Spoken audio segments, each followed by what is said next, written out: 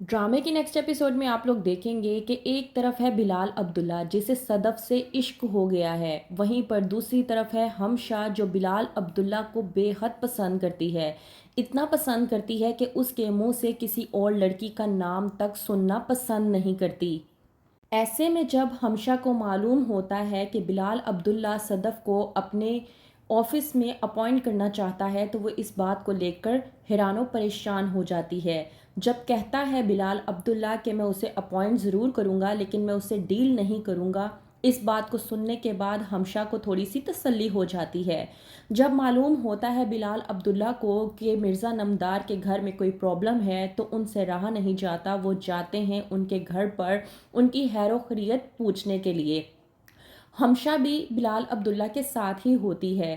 راستے میں بلال عبداللہ ہمشا سے پوچھنے کی کوشش کرتے ہیں کہ یہ صدف وہی لڑکی ہے نا جسے ہم نے اپوائنٹ کیا ہے۔ پہلے تو ہمشا یہ بات سننے کے بعد غصے میں آ جاتی ہے، لیکن اپنے غصے کو کنٹرول کرتے ہوئے وہ بلال عبداللہ کو بتاتی ہے کہ جی یہ وہی لڑکی ہے جسے آپ نے اپوائنٹ کیا تھا۔ بلال عبداللہ کو دیکھنے کے بعد صدف کے دل میں جو خدشات ہوتے ہیں وہ خدشات مزید برقرار ہو جاتے ہیں۔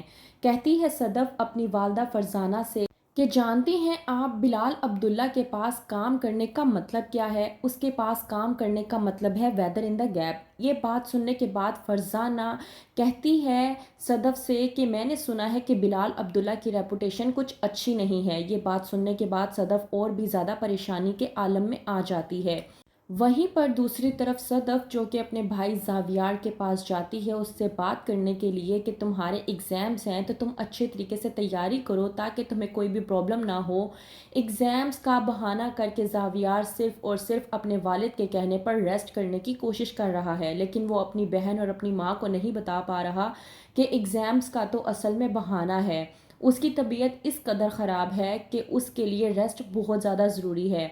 نمدار مرزا صاحب اپنے بیٹے زاویار کو بتا دیتے ہیں کہ اسے کینسر ہے اور وہ یہ بات اپنے دل میں دفنائے مزید غمزدہ ہوتا جا رہا ہے۔ کہتا ہے زاویار اپنی بہن صدف سے میں اب کسی بھی سبجیکٹ میں فیل نہیں ہوں گا، میں بہت اچھے طریقے سے ہر سبجیکٹ کو سمجھ جاؤں گا۔ صدف جب زاویار کے منہ سے یہ بات سنتی ہے تو وہ کچھ سمجھ نہیں پاتی، تھوڑا سا حیران و پریشان ہو جاتی ہے کہ زاویار آخرکار کہنا کیا چاہ رہا ہے۔ صدف جو کہ اپنے والد نمدار مرزا صاحب کے پاس جاتی ہے یہ کہنے کے لیے کہ وہ بلال عبداللہ کے پاس جاب نہیں کرنا چاہتی، تو بلال عبداللہ کے متعلق مرزا نمدار صدف کو سمجھانے کی کوشش کرتے ہیں کہ مردوں میں سے بہت کم ایسے مرد ہوتے ہیں جو اپنے معیار پر اترتے ہیں۔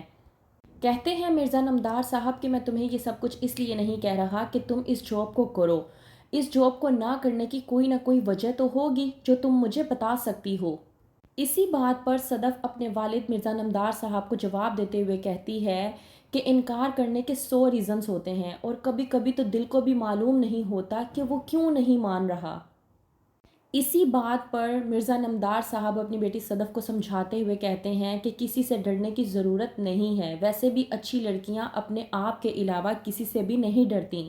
وہیں پر فرزانہ اور صدف کو بھی معلوم ہو جاتا ہے کہ ان کے بھائی زاویار کو بلڈ کینسر کی بیماری ہو گئی ہے جو کہ ان سے برداشت نہیں ہوتی۔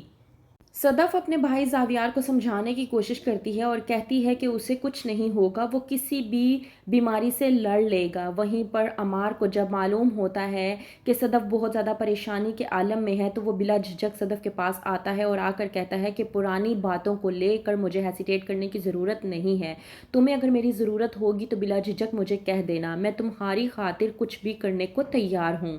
تو کیا کرے گی صدف؟ کیا اپنے والد کی بات مان کر بلال عبداللہ کی کمپنی کو جوائن کر لے گی؟ کیا ہوگا آگے؟ مزید جاننے کے لیے دیکھتے رہیے ڈرامہ سیریل سن میرے دل۔